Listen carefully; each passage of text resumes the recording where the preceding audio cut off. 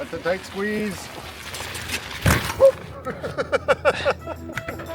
Yeah, that makes things better, huh? Premium? Yeah. This bicycle takes premium only. Oh no! Go for it. Keep pedaling. This one's not rusted. Well, yeah, there's one link that's not rusted here.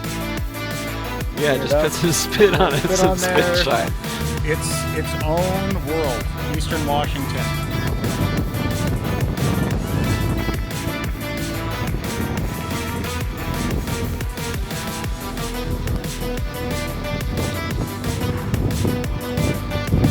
Woo!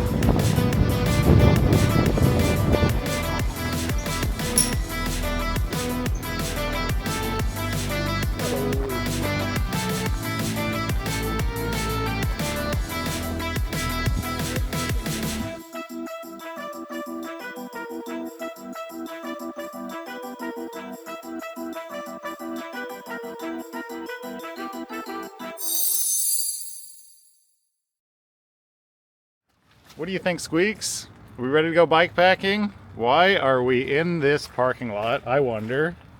What's here, Soup? What's going on? We are almost ready to go bikepacking, Sparks. So I'm Soup. I'm normally behind the camera, but today we are giving my bike some love. We're at Sharing Wheels in Everett, Washington. So we're in the beautiful sunny state of Washington, and we are going to bike across the entire state tomorrow, and we're going to Idaho. And here's the deal, it's 300 miles. I've never been on a bikepacking trip in my life. So Sparks is gonna show me how to do it, but he insists that I need a couple things for my bike before I'm really ready to ship out. So let's take a look, bro. All right, bro, give it to me straight. How's it looking? I mean, I think even Squeaks could tell you what's going on with this bike. What's going on with it, bro? It's not ready. I couldn't cross the state of Washington as it is right now. Not today, maybe tomorrow. It'll do, but I can see right off the jump, Sue, you only have one gear. Your bike cannot shift at all. Yeah, it's a fixie. It's not a fixie. This is a fixie, bro. It's a fixie upper. Touche. Touche. How's that chain looking? The chain is probably fine. We can use a chain wear tool here and This see. one's not rusted. Well, yeah, there's one link that's not rusted here. Yeah, Clean it just up. put some spit on it, Spit some on there. spit shine. We can check with a chain wear tool, which I'm sure they have here, to see if you need a new chain. But I think the motor is going to be doing most of your work anyway, Sue. Uh-huh. That doesn't look really comfortable for a 300-mile bike ride. What is that? That's just a chunk of steel or maybe aluminum sticking out there. And that does not look very comfortable, I would say. Not very ergonomic. Uh-huh. So, oh yeah, you don't have one on the other side either. So we need some grips. That's a must-have. Hey, bro, all right. Hey, man, I distinctly remember this bike from an episode. Did you... That episode was I fixed my friend's e-bike after an accident. After it was crushed, right? Yeah, it's up there. Yo, it's right next to that autumnus tree. So this isn't just a 300-mile bike ride. This is a bikepacking trip. And so we're gonna need to bring a lot of extra things with us. We're gonna bring an extra battery, which is pretty heavy. We're gonna bring some food along with us. We do have some camera gear and some other accoutrements and mise-en-scène, just so we're comfortable. Accoutrement and mise-en-scène. I'm gonna accoutrement and mise-en-scène. By that you mean a tent, a sleeping bag, maybe an extra pair of socks. It is October in Washington, mid-October in Washington, and not only do we need some accoutrement, but we also need tent, sleeping bag. I wouldn't call it much of a bike packing trip if you didn't have a tent and a sleeping bag, unless it was very warm, maybe a nice pair of comfy overalls or something like that you could sleep in, but probably need a tent and a sleeping bag. We've also got this little guy. So we need to carry Squeaks dog food and dog accoutrement. Squeaks is also a huge fan of soccer, and soccer balls take up a lot of space. So we're gonna put those in the bike trailer too, just so Squeaks has everything that he needs to stay entertained on this long trip. Soup, I don't think it's a bike packing bike without a frame bag. That's what everybody says on YouTube. Everybody says on the internet is get a frame bag. If you don't have a frame bag, you're not a bike commuter. You're not a bike tourist. That's actually really true. That's a great take. The reason why I live in my vehicle is because I spent all my money on custom frame bags. And so now I have no money. And oh man! Now I'm crossing the entire state of Washington in the hopes to get a little bit of ad revenue. I think if you were to fit a frame bag on this bike, it wouldn't hold very much storage. Well, I think we do have a spot for a frame bag in between these two bars here. Right. If I did want to bring some number 2 pencils, I'd be able to do that, and I could journal and maybe carry my notebook with Squeaks treats in the bike trailer.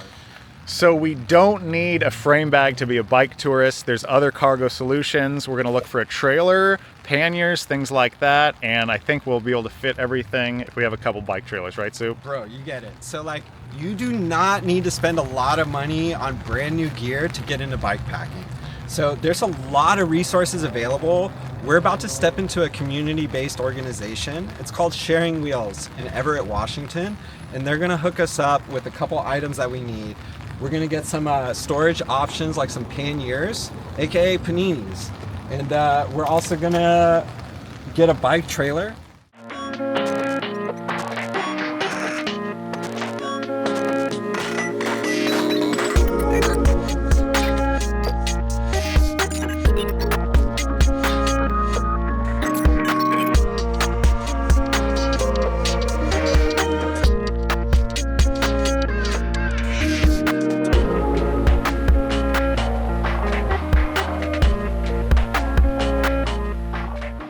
Great to be at a fully stocked bike shop here at Sharing Wheels, right, Soup?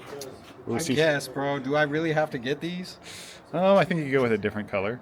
I do like hot pink. So, Soup, here's our first tool. What is that? That's a chain wear tool. The chain wear, my chain is right there. I know where it is. Yeah, so the chain wear tool will tell you how much wear is left on your chain and when you need to replace it. Or just don't replace it. Let's see. Maybe we won't. So according to this chain wear tool, we still have a little bit of chain wear left, and this e-bike is actually a style which doesn't go through the chain anyway to drive the motor. So the motor, whenever that's doing work, it doesn't need to drive the chain anyway. So I think all this chain needs for our trip across Washington is just some chain oil. Thanks. Yeah, just save the money on a new chain because you're gonna get a new chain with that group set anyway, and just let it chew itself up. Just write it out. Yeah, because the motor's gonna do a lot, so it depends on how you ride. Because I've certainly lived along it. Like, it's definitely this. Yeah, So we've gone through the safety checklist, and now that Soup's chain is going to be all oiled up and it shifts nice and smooth, then the most important thing is going to be his handlebar grips. Comfortable grips are super important on any bike. It's a touch point that you're going to be in contact with almost the whole bike ride. So for Soup, there's also a special consideration. His bike is special in that there's a throttle on the right-hand side, and so he's going to need just a half grip, so not all grips are the same length. These ones are going to be way too long. What is that for, bro? I think this would be a track bike grip. It looks like a jump rope. I think a very small jump rope, or a track grip. So this is a nice ergonomic one. This would be for, looks like the left hand, and we need a half grip for the right hand too. Ergonomic means like not uncomfortable. Ooh, that's a half grip. What do you think, Sue? They don't match perfectly, but if we can get it on there, that's a half grip that'll fit on the throttle for the e-bike and be a lot more comfortable than it is right now. Notice a difference between the ends of these two grips, Sue? Yeah, this one is see-through, so translucent, and you can use it like what's a monocular? Is that like a real? Monocle or a sight glass? I'm kind of getting some pirate vibes. Well, I thought a monocle is like that flat glass thing that like the peanut guy or like any dastardly person is rocking. Well, these are pretty dastardly because if you don't have a bar and plug on the end of your handlebars, then actually this steel tube or these metal handlebars can be sharp and actually injure you in a crash. So that's why they put these plugs on the end of these. The cool thing about this Palouse to Cascades trail is actually it's a rail to trail conversion. So this used to be a railroad track, and usually when they pick the railroad track route, they pick the flattest possible route because the trains can't go up super steep like that. And they basically like repurpose these trails and they make it accessible to bikes, horseback. We can bring dogs. On leash, off leash. What's the Four-legged sitch? one is allowed on a leash. Four-legged one allowed on a leash. And if you actually think about it, what's another name for the Palouse to Cascades trail, Soup? Oh, the Iron Horse Trail? Iron Horse Trail. And why would you call it an Iron Horse Trail? What's an Iron Horse? A train? An Iron Horse is a train.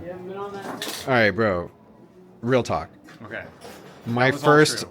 yeah, but like Okay. real talk. Okay. For my first bikepacking trip, is this not kind of crazy to go across an entire state? So not only is this Soup's first bikepacking trip, but it's also Squeak's first bikepacking trip. And this trail is a great way to get started bikepacking because it used to be a railroad, so it's nice and flat, almost completely flat through the whole state. There are some mountain passes where you go down a couple thousand feet and up a couple thousand feet, but for a 300-mile route, there's no cars on the road. There's no crazy switchbacks like a mountain bike single track trail. Soup, what kind of trailer is that? This is a child's trailer, which in my entire life, I never thought I would be rocking a kid's bike trailer on my bike. I never even knew about bike trailers, to be honest. Like, I've seen this style before. Can I ride this e-bike on a bikepacking trip? And it's a great question because if we're going to cross the state of Washington, 300-mile trail, I don't think there's any power outlets to charge our e-bike in, right? So we had to get a little creative. And that's where Jenny comes in. We love you, Jenny. You're going to do us good. You're going to help us out. So what we actually have is 2 e-bike batteries, 2 chargers, and there's 2 power outlets on this little mini generator.